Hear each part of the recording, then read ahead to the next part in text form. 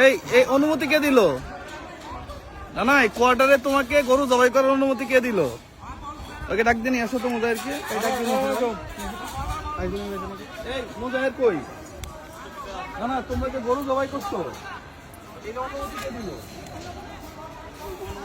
Building মালিকে দিছে। Building মালিকে দিছে। এই জুয়েল ভাই, সোসাইটি কি বিল্ডিং মালিক? ভাই জল্লাদ খেলা ছাড়া গরু জমা করা নিষেধ এখন সিটি কর্পোরেশনে। সময় কি গরু জবাই করলাম? এটা কি মর্গে নিয়ে যেতে হবে? না, এটা তো আমাদের চাই। আমরা আসছি, সরজমিনে আসলাম। সরজমিনে আসতে আসতে দেখলাম তোমরা গরু জবাই করছো, কারণ কি?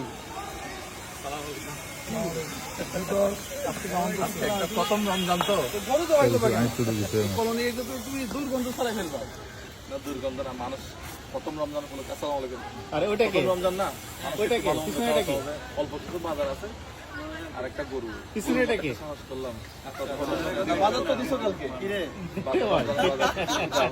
আচ্ছা যাক, মাশাআল্লাহ। আমি তোমার ভিডিও দেখে আবার হাসান ভাইকে বললাম যে হাসান ভাই আপনি আসবেন, এটা তো আমি জানি না। মুজাহিদ বাজার দিল, যে আমরা করলাম কি? আমরা তো ফেলবো একসাথে কন্টাক্ট পরে আমরা আবার অন্য কলোনিতে গেছিলাম, ওইখানে 35 জনকে আমরা মাত্রই খাবার দিয়ে আসছি।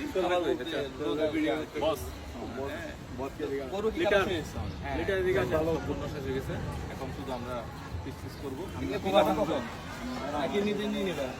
সব দিয়ে দেবো, সব দিয়ে দেবো। আচ্ছা ঠিক আছে, একটু ওয়েট করেন। দেয় কিনা এটা ভিডিওতে দেখাইতে হবে তো নাকি? ইনশাআল্লাহ দেখা দেবো। হঠাৎ করে আসলাম, আমরা ওই যে কলোনিতে গেছিলাম। ওই দিকে যে মাংস জন্য আসলাম আগে।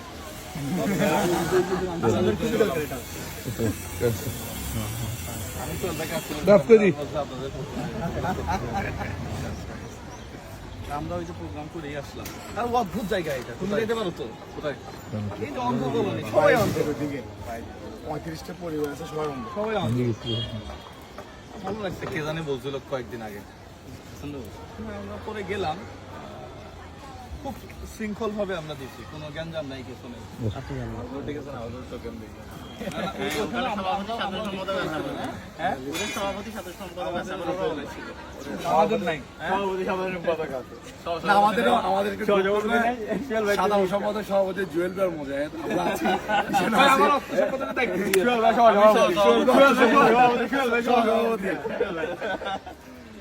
না, কাজ তো করতে হবে মানুষের। আমাকে ইভেন্ট ম্যানেজমেন্টের দায়িত্ব দিবেন, ইনশাআল্লাহ সব কাজ। ভাই আমাকে ক্যামেরাটা ধরে দিয়েন, আমি চলেন। কালো দেখা মুশকি কালো দেখা পিঙ্ক কালার নাই, পিঙ্ক কালার। বড় এক মহিষ নিয়ে এসে 2 লাখ টাকা দিয়ে করা যায় রমজান উপলক্ষে। আসলে সেহরিতে ভাই আসলে ভালো মন্দ সবাই খেতে চাই। সেহরিটা একটু ভালোভাবে না হলে রোজা রাখাটা অনেক সময় একটু কষ্ট হয়ে যায়। তো আমরা যারা আছি তার সামর্থ্য তো আছে, অনেকেরই কিনতে পারি। যে ভাই যে উদ্দেশ্য করছে আজকে খুবই দারুণ একটা উদ্যোগ। সেহরি দিব আমরা, সেহরি তো হবে ইনশাআল্লাহ। না, মহিষ কিনা যাবে। আমি চিন্তা করি মাঝে মধ্যে ভাবি 3000 টাকা 3000 টাকা দিয়ে প্রোগ্রাম করছিলাম, আজকে একদিন আমার 1 লাখ টাকা খরচ। এটাই তো আল্লাহর এটা রহমত, হচ্ছে এটা কি? আল্লাহর রহমত।